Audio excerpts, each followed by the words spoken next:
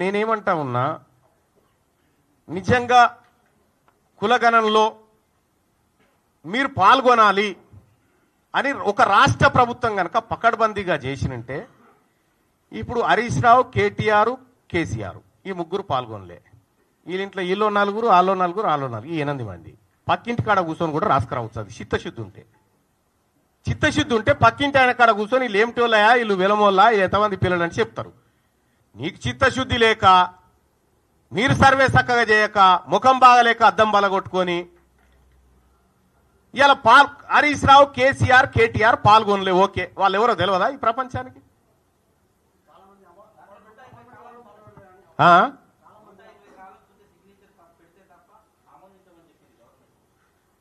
ఇయ్యొచ్చు కదా. పోయిన ఎమ్మినరేటర్ ఎవరు, వాళ్ళు తిరస్కరించిన ఆయన ఎవరు, వాళ్ళ పేరు చెప్పాలి కదా. ఇప్పుడు నేను చెప్తా ఉన్నా, మనం 3,54,000 కుటుంబాలు పాల్గొనలేదని చెప్తా ఉన్నాం. వాళ్ళ లిస్ట్ ఏందో బయట పెట్టి చూద్దాం.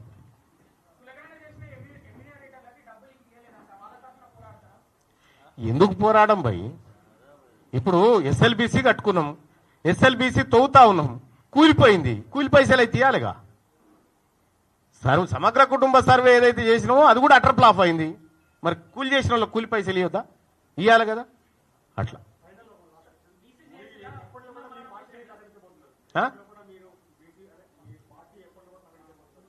నేను పార్టీ అని చెప్పినా భాయ్ సాబ్. ఈ వేదిక, ఈ బీసీజేఏసీ అనే వేదిక ద్వారా బీసీ ప్రజలను ఏకతాటి మీద తీసుకురావడే కార్యాచరణ చేస్తా ఉన్నాం. కార్యకర్త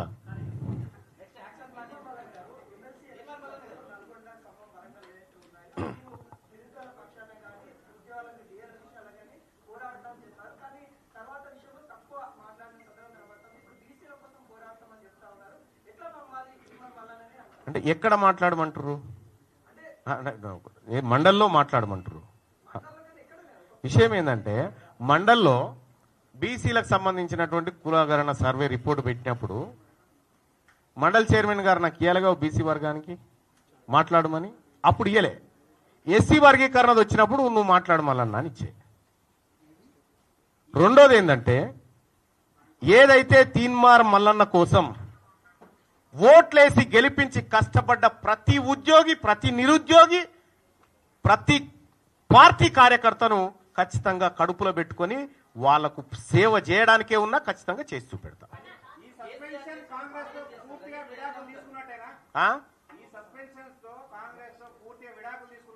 పిల్లలకి వెళ్ళిపోతే నేనేం చేయాలి?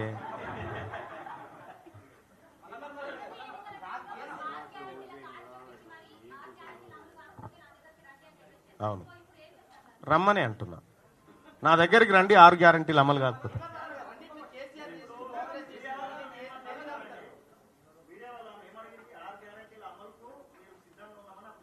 రమ్మనే అంటున్నాం.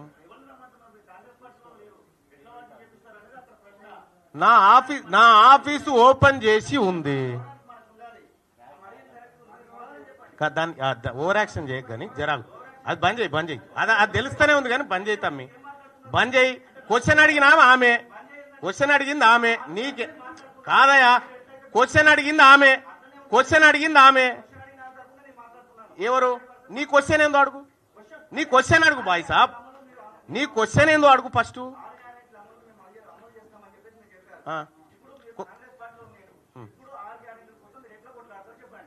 ఆమె అడిగిన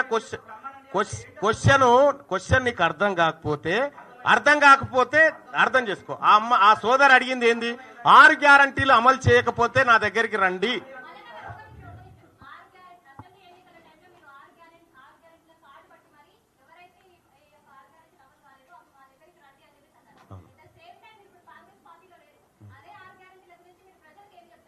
నా దగ్గర రండి, కొట్లాడడానికి సిద్ధంగా ఉన్న ప్రజలకి. ప్రభుత్వంతో కొట్లాడతాం, హామీలు ఇచ్చిన వాళ్ళతోటి.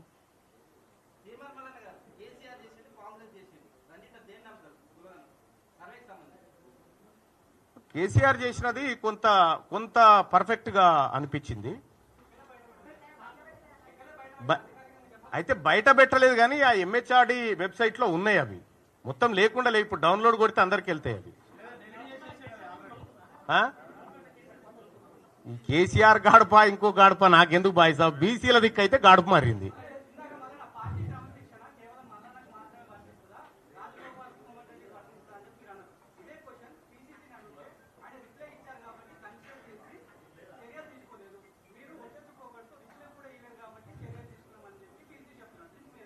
ఇప్పుడు నా దగ్గర వీడియో ఉంది, నేను రిప్లై ఇయ్యలేదని చెప్పి ఆయనే చెప్పిన వీడియో ఉంది, ఇంటవా? ఎందుకంటే కోమటిరెడ్డి వెంకటరెడ్డి గారే చెప్పిండు ఈ మాట, నేను రిప్లై ఇయ్యను, ఏం చేసుకుంటావో చేసుకోపో, గీలకిస్తానా అని చెప్పి పోయిండు. ఇయ్యలేదు బాయ్ సాబ్, అది ఇయ్యలేదు. అంటే వాళ్ళకో న్యాయం మాకో న్యాయం కాదు కదా, అట్లా. మా రథం లాగడానికి ఆమె కూడా వస్తాడే, మేమెందుకు వద్దంటాం? బీసీ ఎందుకంటే ఇన్ని రోజులు మిమ్మల్ని మోసినాం కదా, ఇప్పుడు మమ్మల్ని కూడా మోయాల్సినటువంటి సమయం, ఇక అనివార్యంగా అందరు కూడా బీసీ చెప్పని చేయాల్సిందే.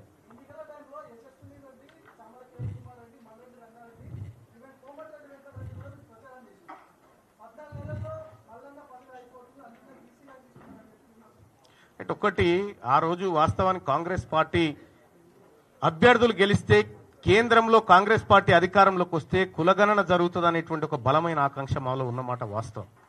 దానికోసం మేము చేయాల్సినటువంటి పనులన్నీ చేసినాం. వాళ్ళని గెలిపించుకోవడం అంటే రాహుల్ గాంధీ గారిని గెలిపించుకోవడం అని చెప్పి చెప్పినాం కూడా. సో కాబట్టి నేనేమంటున్నా, కాంగ్రెస్ పార్టీ అధికారంలోకి రావడానికి రాహుల్ గాంధీ గారిని ప్రధానమంత్రిని చేయాలనేటువంటి ఆకాంక్షతోటి చాలా వర్క్ చేసినాం. కానీ దురదృష్టవశాత్తు ఆయన ప్రధానమంత్రి కాలేకపోయాడు.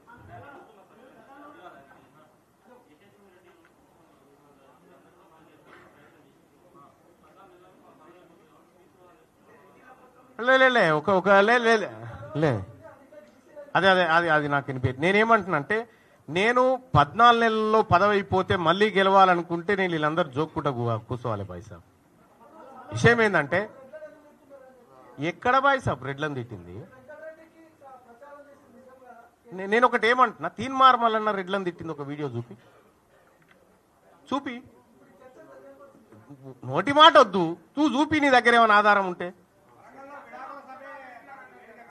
విడాకుల సభ తిట్టా?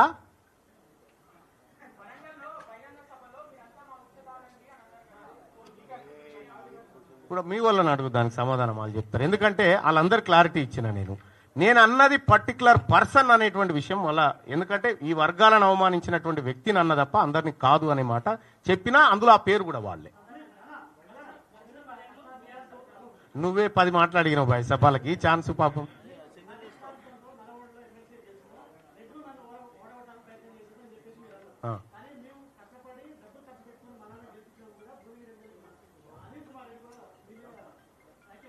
ఇప్పుడు నేను ఒకటి ఏం చెప్తా ఉన్నా, తీన్మార్ మల్లన్న, ఈ రఘు, జర్నలిస్టులు మీరందరు కలిసి పోరాటం చేస్తే ఏర్పడ్డ వేదిక మీద వచ్చి కుర్చీలు వేసుకొని కూర్చున్నది మీరు. ఎవరు గెలిపించారు బాయ్ సాబ్? ఇలా ఎవరు గెలిపించారు? టిఆర్ఎస్ పార్టీకి పోయి వెంటనే కాంగ్రెస్ టికెట్ మీద మళ్ళీ ఇక్కడికి వచ్చి ఇక ఆయన గురించి నా గురించి చెప్తే, నేను వాళ్ళ గురించి వాస్తవం ఏంటంటే నేను వాళ్ళ గురించి మాట్లాడను బాయ్ సాబ్. ఏదన్నా బీసీ, ఆ తర్వాత కాస్ట్ సెన్సస్, ఈ షోకాజ్ నోటీస్ విషయంలో మీరేమైనా మాట్లాడితే నేను సమాధానం చెప్తాను. కోమటిరెడ్డి వెంకటరెడ్డి గారికి ఇచ్చిన పత్రం ఆయన తీసుకుపోయి సిఎస్ గారికి ఇచ్చి తీసుకురావాలి. అది వెంకటరెడ్డి గారిని అడగాలి మీరు.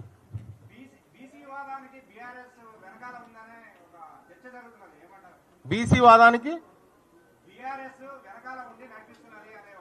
లేదు, వాళ్ళు ఎందుకుంటారు?